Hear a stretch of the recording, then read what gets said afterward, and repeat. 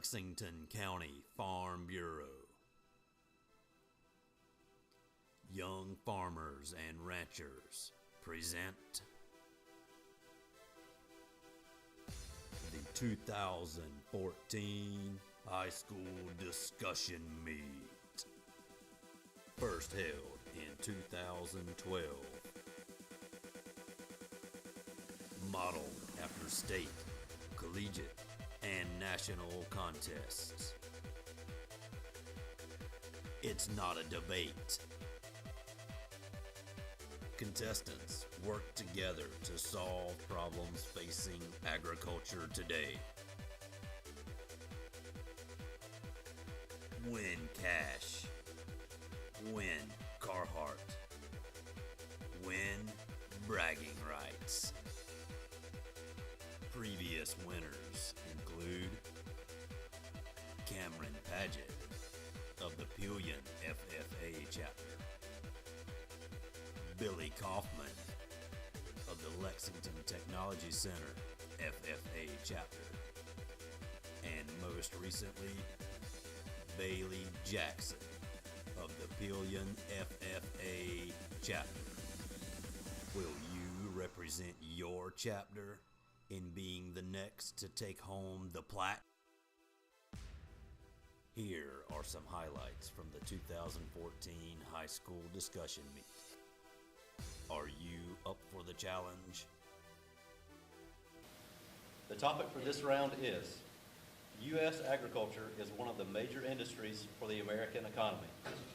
What can farmers do to stimulate more economic growth? The contestants have been briefed on the contest and realize that their general discussion should be directed at each other rather than at the audience. Remember, the discussion is meant to simulate a committee meeting and not a debate. I will intervene only when necessary.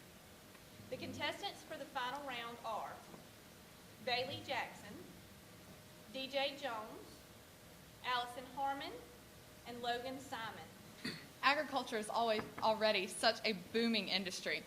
I think one of the best ways to improve this is to really focus on these niche markets.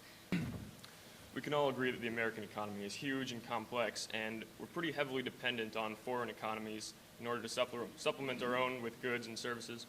I believe that American agriculture can help to separate us a little bit more from those other countries' economies and help us become more self-sufficient, which will strengthen us in these difficult times. You have heard the opening statements. Contestants, you may now proceed with this discussion. Please direct your discussion to your fellow panel members. Bailey, how do you feel about farmers diversifying themselves in different markets and products? I think that is a great opportunity for farmers just to get their names out there. I know WP Raw has organic farming, and they also have value-added agriculture where they shred their collards and sell them.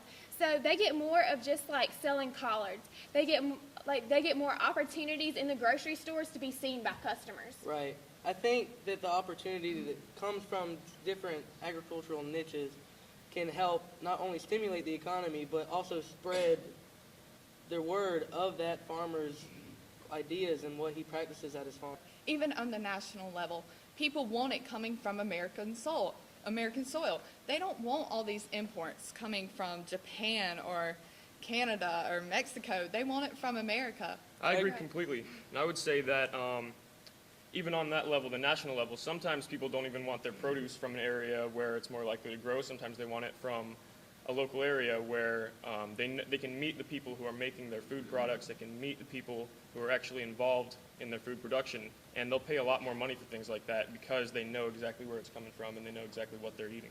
And the funny thing is now, we can actually trace on our barcodes from certain farms and businesses.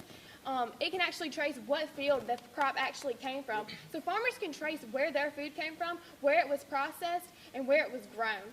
And another thing I want to talk about is we attended Commissioner's School of Agriculture together this summer. I think leadership will boost economy because if farmers know that we are like passionate about agriculture and that we have that ag background, that I think that they know that we will work hard in the job in the agriculture industry, and that'll definitely boost the economy. I agree with that completely. I think that the more that farmers work together and the more that they utilize different economic stimulation practices, such as niches or diversifying their products or even specializing in one different industry, I think that they can help stimulate the economy and help themselves grow as a personal business. And I also feel that economic growth cannot just come from people buying the stuff in the industry.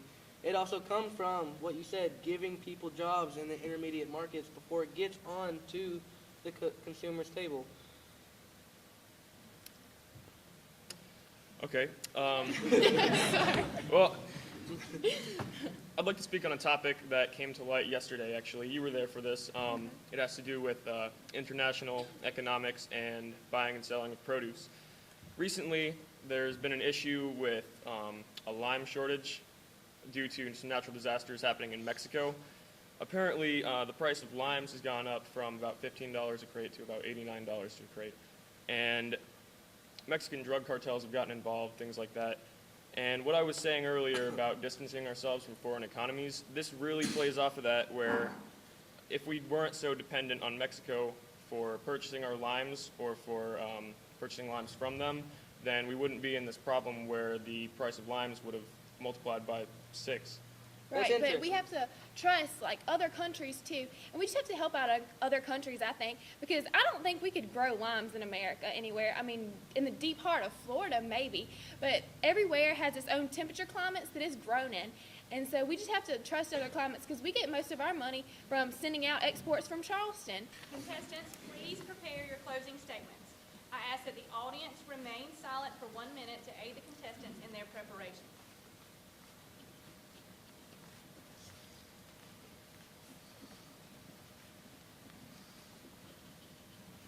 American agriculture is growing, and it's our job to make it grow faster, grow more efficiently, whether it's with your niche markets, whether it's by diversifying your crops, whether it's being more in control of what's imported, what's exported. We can't stop that, but we can control it. It's become pretty clear that foreign crops are a necessary part of the agricultural experience here in America. However, I would still be more likely to trust an American-grown GMO product than something grown on foreign soil, such as the Mexico situation with the limes. I would also like to say that we need to figure out a way to be able to produce enough food for our entire population so that we can depend less on other countries and more on ourselves as Americans. This isn't in my script, but wow. High school discussion meet. Coming again in February 2015. For more details, talk to your advisor.